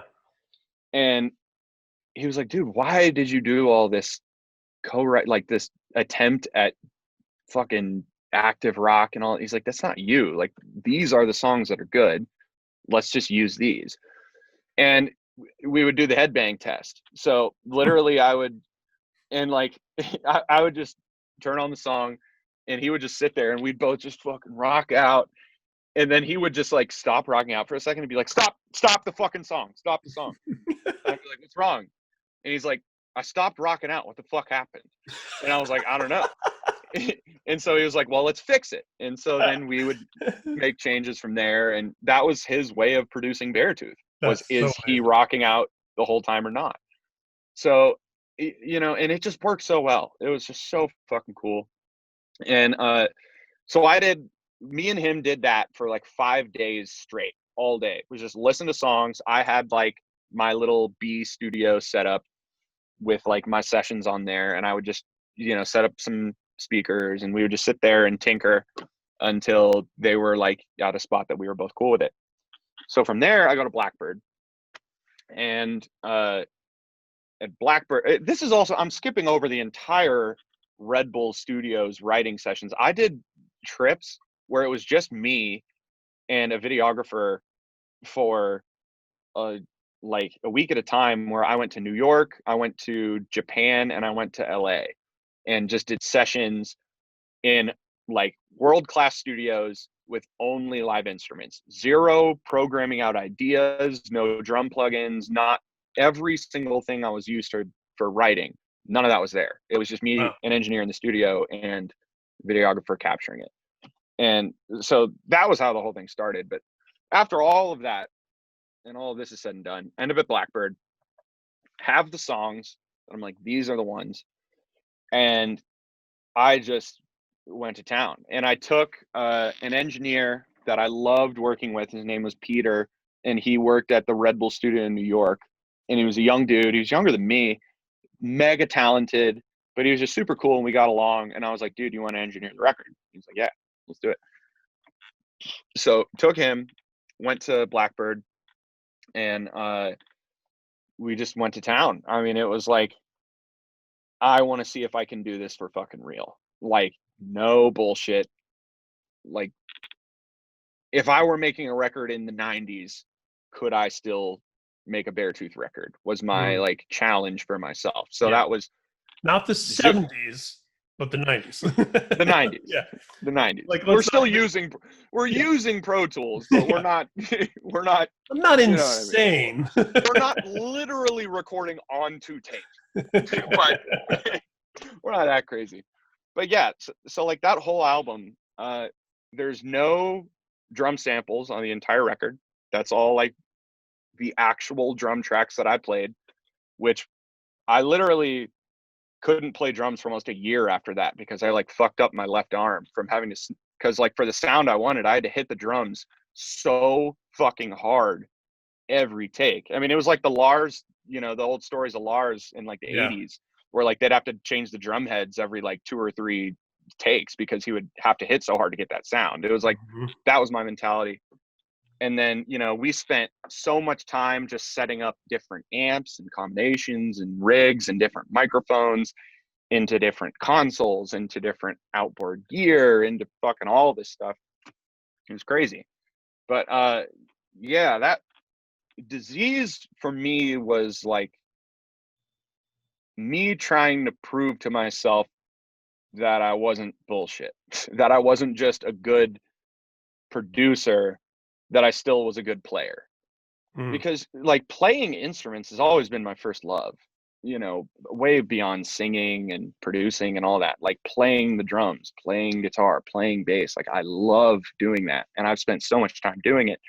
But you know, when you're producing so much, you don't get as much time to do that. So which is also kind of the point of Beartooth in general, is like something I can actually play instruments on. Mm-hmm. But yeah, that I just wanted to take it a whole step further. And then, you know, the album, so after recording all of this shit at Blackbird, I took it back to Rascal Linux and I mixed it in his studio on his SSL console that he has that sounds really fucking good. And he basically was like the second set of ears. So, because I'd also never mixed an album on a console in my life, only mixed in the box. So, you know, mixing on a console is like a whole different world, you know, learning about routing things out. And like, I know how to get around that kind of stuff. Like, I know if I walked into a studio and had to do a session on a console, I could make it happen. But like, I learned all the ins and outs of like the real deal. And like, this is how it was fucking done. And, you know, there was a bit of like certain things that were done in the box that went into the console that I just like delay.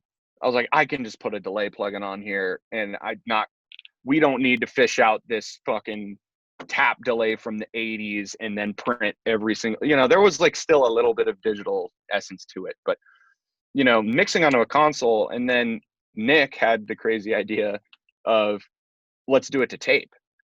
And I was like, holy shit, that sounds nuts. Like, I don't know anything about tape.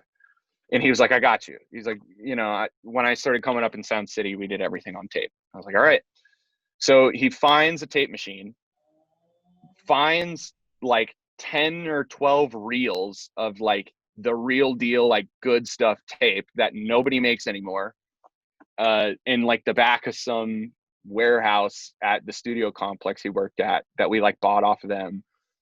So we literally, I mean, And that's a it very was national wild. thing. There's Oh few yeah. places in the world where you'd be able to find that and do that. And Yeah. you But yeah, I mean, somebody had that tape sitting around ready to sell it. yeah, it was crazy. So literally it came from, you know, the computer uh into, you know, playing the tracks, like the single tracks, into the desk that I then mixed, did all the balancing, the levels, EQs, you know, compression and all these things. And then that went out to the tape machine. And so we'd cut it to tape, and then it got mastered off of the tape reels by Ted Jensen. So it was like Bro. about as analog as you can make a record these days without being, you know, doing the like Sound City documentary style where you're literally making a record to tape. And it was without killing yourself for the sake of it, which is like exactly. Yeah. And you know, it was eye-opening. It was very eye-opening, because I was like, these people who have made these records like this for so long, like it takes so much talent, because it is not like nowadays when you sit down on a drum set and you play it and it's like, oh, that snare hit was a bit off, but it doesn't matter, we're resampling the snare and you're a little off time, but we're just going to snap it all to the grid and no one's going to know. It was like the amount of time just getting takes, that was the thing that really was eye-opening to me. And like, it was rad.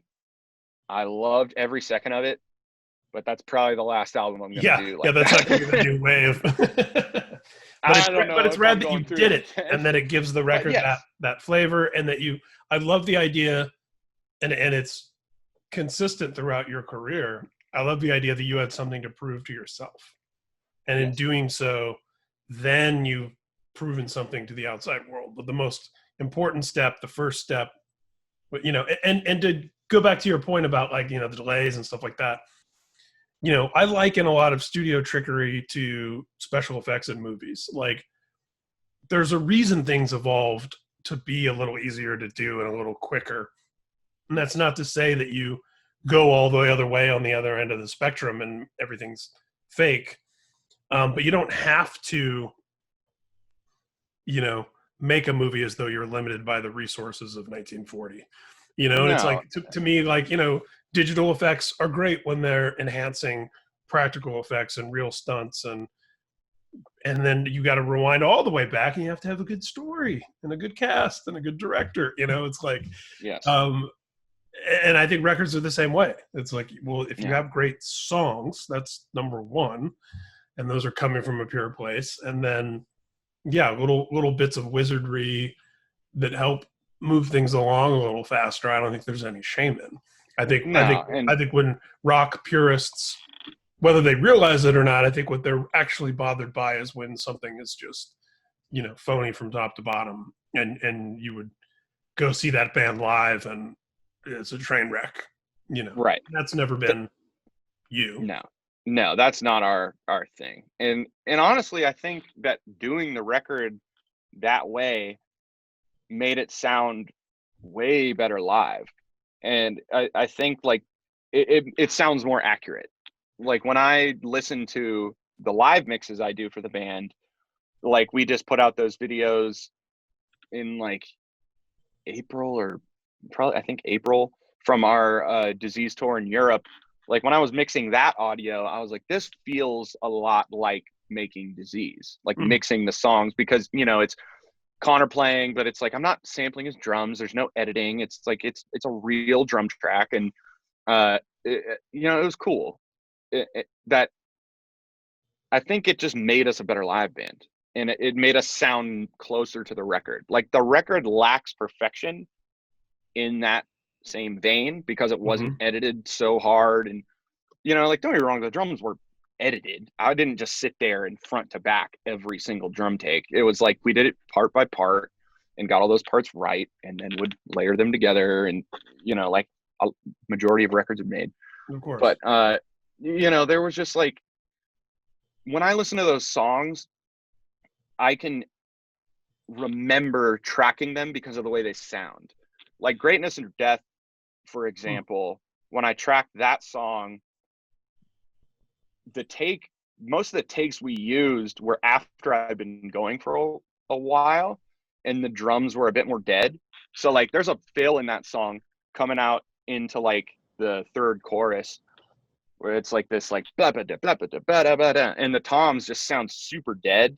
Like they sound like old Toto or Kiss toms or something. I don't Mhm. know. It's like very 70s. But I love that because it's like I can't change it. That's what the energy was in the room. It was like I'd beaten those heads to death and they just didn't have much ring in them, but the drum take was great. So we used it. And then like, you know, I listened to another song and I'm like, oh, I remember we did this one in a different room and we used a different drum set. And like you can hear it in the snare, you could hear it in like the toms, and um so that stuff I love about the record. I think that is super cool and I will always be proud of it. And anytime I hear the songs, it takes me right back to being in the studio, which none of the other records have for me. And I love for people that, because I have a feeling a lot of people are going to watch this are people who are interested in you for your music, but also as a producer, and probably people that are interested in production. And I love the great description you gave about the role that Nick actually played in the record, because when you hear, I mean, first of all, producer, whether it's film, television, album, it has a lot of different connotations for a lot of different people. You know, somebody like Ross Robinson, um, yeah, he's hitting record and stop, but for the most part, he's in there getting performances, and he has an engineer who's actually setting up the mics and tracking the band, and then it's going off to somebody who's mixing it. And then there are, you know, there's guys like Rick Rubin where you hear stories about, you know, they drop by the studio one day a week, and I mean, not to say him necessarily, but you know what I mean. You hear some of these I know stories what you're sometimes saying. about, Yeah. oh, that hi hat needs a little more sizzle, and that's like, you know, there's different roles for everyone to play. An executive producer in particular, oftentimes that just means maybe they own the record label. Maybe they, you know, there's any number of reasons that someone could justify right or wrong putting that title on there. And I think what you described Nick doing sounds like the ideal situation. Like that's what an executive producer really should be. It Somebody was perfect. offer a little guidance, can be another set of ears who stays out of the way, but is there for you to call upon for little extra bits of help. And that Yeah. headbang test, I love that story because it's just Oh yeah, it's so it's great. so And killer. That's what you want. That's an executive yes, producer. I mean, he just believed in the band and he believed in the record more than fucking like anybody. And he fought for it. He really did on so many levels, down to me mixing the record. Like, man, when I told him I was going to mix, and then the day I did the first mix was like the most proud moment of my producing life, probably, because I went in there, we lined everything up through the console, and he was like, all right, I'll see you when it's mixed. And I was just like, oh, okay, here we go. Like, never done this before on a console. Let's see if I can fucking do this. And he came in, and the first song I mixed was Fire. And I remember when the snare came in, because it starts with that like snare thing. Mm-hmm. And he was like, I like saw his face kind of like, oh, all right. And then at the end of it, he just stood there for a second. He was like, listen, man, you made me eat my fucking words. This sounds pretty damn good. Oh, like, I would tell you if this sounded like shit, but this sounds good. I love it. And yeah, it's just, he's just. And that's a great full circle moment too, because it brings us right back around to when you were talking about, making records and wanting it to sink or swim on your own efforts. If it's going to fail, at least it failed on your terms. Like you put everything you could into it, and then I love that's persisted through your career all the way up through now. And obviously we're talking about your most recent record people have heard, and of course you're making music right now. You're always making music, but yeah, Yes. I love that idea of constantly challenging yourself to meet and exceed your own expectations. And Absolutely, naturally, man. the world's going to come along with that as long as you're accomplishing it. People can that authenticity. Yeah. Present, You hope. You know what I mean? That's all it is. Just you just hope. And at this point, man, like with everything that's happened, I feel like I've been very blessed in that our fan base, like, I think they really get what the point is of Beartooth, and they get what I'm trying to accomplish, and the fact that it's like a really personal thing, and that it's such a. 'Cause when you put it on paper, I just sound like a dick. Like, the amount of time I've seen people being like, you mean you don't let anybody else write and record your records? Like, you have a band and they're the best players and all this shit. And I'm like, there's my wife just popped up in the window. What? Yeah, I'm still doing the thing. Sorry, I have a window out to where my dog goes to the bathroom, and she just popped in to say hello. But, and obviously I sound crazy doing that. It's like I've Connor fucking Dennis playing drums. Like, I think he is literally maybe one of the best rock drummers, maybe the best rock drummer alive. And I fucking mean that when I say that. But he gets it. He understands what the point of this band is, and he doesn't harbor anything. He's not like. It's not about allowing. It's not that you're not No. allowing. No, like they're outside the door knocking on, like, let us in. No, and it's like the dudes come out. You know what I mean? They hear the tracks, and like we talk about shit. It's like, like Ashi's been working with me a lot on this record that I'm working on right now, and like I always send it out to the guys and see what people think, but they get the point of Beartooth. They know that it didn't start as your average project. It started as a project that was like, I just miss playing fucking instruments, and if I'm going to write songs these personal, I really want to be able to just play them. Mm-hmm. And they get that, and they're super okay with it, always have been. And that's something that's like from day one, like when it comes to the music, this is what I do. But like live, we're a different band. We really are. And that's something I think that also is really cool about our band, is that when you come out and see us, it's like the way I play a part, I'm a really straightforward rock drummer. I'm more of like the Dave Grohl side, which is like, I'm not flashy. I don't do a lot of crazy fills. Yeah. Just, I play in the studio. You're hearing like the song, you know what I mean? Really just like, this is the song the way I envisioned it for it to be heard on headphones coming out of the studio on an album. But live, it's like, dude, I send Connor the song and I'm just like, these are the parts that like play the grooves, but play the parts, you play the parts. And you hear that anytime you watch a live video. It's like he's so good at drums and chops and drum fills and fucking like sensibility and knowing when to go off, knowing when to hang back. And constantly throughout the set, I turn around to him, I'm like, let go. And he just unloads for 4 bars. And you know what I mean? Same with Ashi with his bass licks. You know, he'll like take a straightforward bass part and he'll like chop it up a little bit. You know, same with the guitars. It's like the way I bend a string isn't the way Zach bends a string. You know what I mean? And that's what I think makes it interesting to see us live, is because we're not trying to replicate the record. The record is like this base layer for our live show to be created from, you know? Mm-hmm. And that's something I'm really stoked about. And I love the way that works. And I think you just articulated that beautifully. And I think, again, it gets back to that purity of vision. And there's the Beatles, right? Where it's like 4 personalities and you've got Lennon, McCartney, but then you have your George songs.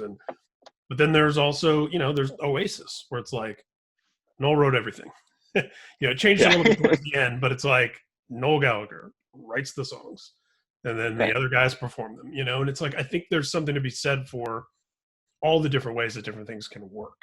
And I think exactly what you just explained so beautifully, what's so great about Beartooth is it has that purity of like, this is one person, one guy getting his shit out, getting his vision out, getting everything off his chest, like you said in the very beginning, just that ripping open and pouring out. And then it becomes something else in the studio, and then it becomes something else on the stage. Like you said, it gets those new flavors, and like the best art, ultimately it's going to become something else for the listener. Exactly. When you're in your car listening to Beartooth, whatever you were writing about, whatever you were going through, they're hearing it through the prism of their own life experience, and they're interpreting it into whatever they're dealing with. And that's gives me goosebumps. Like that's the stuff, man. It's the ultimate, man. It really is. And that's something I love about these songs, is like, to me, they are so specific, and every song has such a specific meaning, and it's usually a metaphor about something completely different. But then when I talk to people at shows and they tell me about how this song related to them, it is so different than what the song is really about. But that's what I love about it. It's like, that's why I wrote it that way, is so it could be interpreted differently. Like, I've been thinking about that so much with this latest album I'm working on, is like, I might just stop fucking doing interviews talking about what this song means, because I just don't think that matters anymore. I don't think it's about what it means to me. It's like, if you're really, a diehard fan and you want to know, then cool. But like, it should be about what the song means to you. Mm-hmm. Like, always what the song means to you. And, that's what I want with this next record, is that when people hear these songs, because it's pretty wild so far, man. It's awesome. Like, for me, I've never been more proud of a record at the stage that it's in.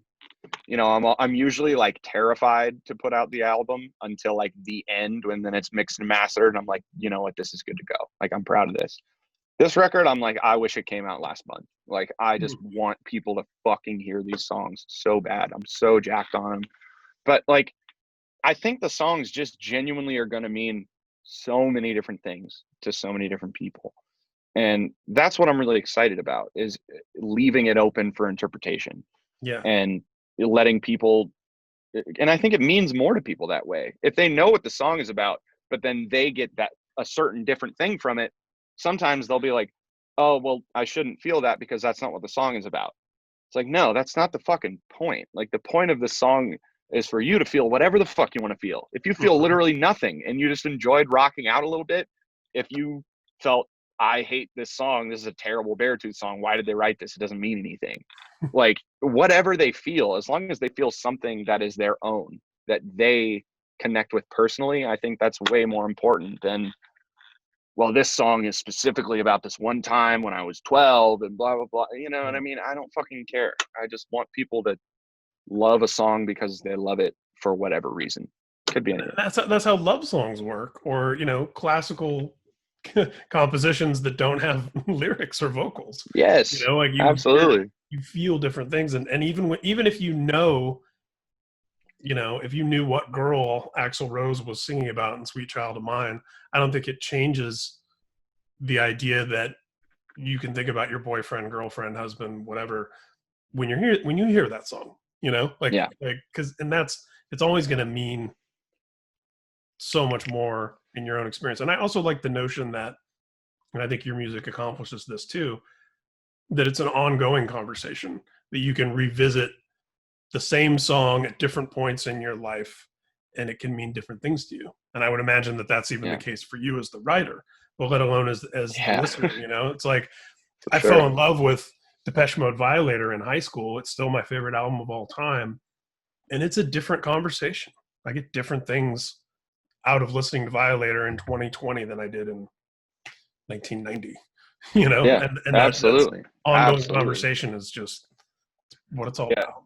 It's crazy. Like even at the, you know, right, like I said right before this, I went back and just listened to a couple like Attack songs, and you know, listening to them now, you know, like 10 years later, I'm like thinking about what I was feeling when we were writing them, and then listening to them now, and it's just like, it's so crazy how emotions change, and like how when you feel something in that moment, it is like all that fucking matters, and it is Mm-hmm. so real, and it is so tense, and it's so like, this is never going to change.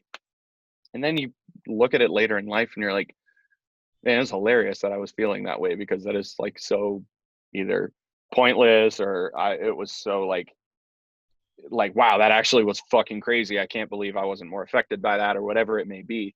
Yeah, things just change over time.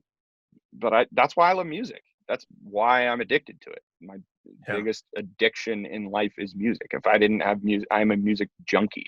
Like I literally need it to fucking survive.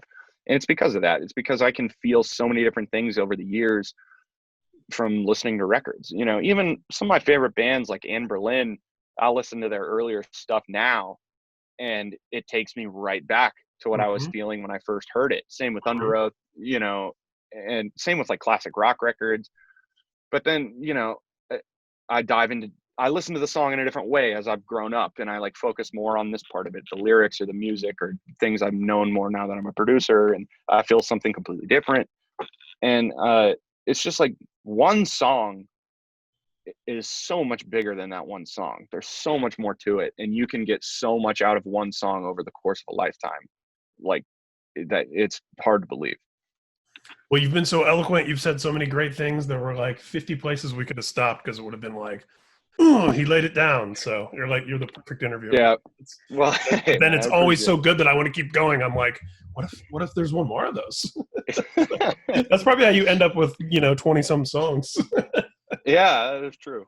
I mean, at this point, I sent off the first draft of the newest Beartooth album to like our team on Saturday, and there's 14 songs in that first draft. So like, either this is going to be a really, really long record, or it's going to take a lot to narrow it down. But I'm really stoked about it so far. That's a great problem to have, my friend.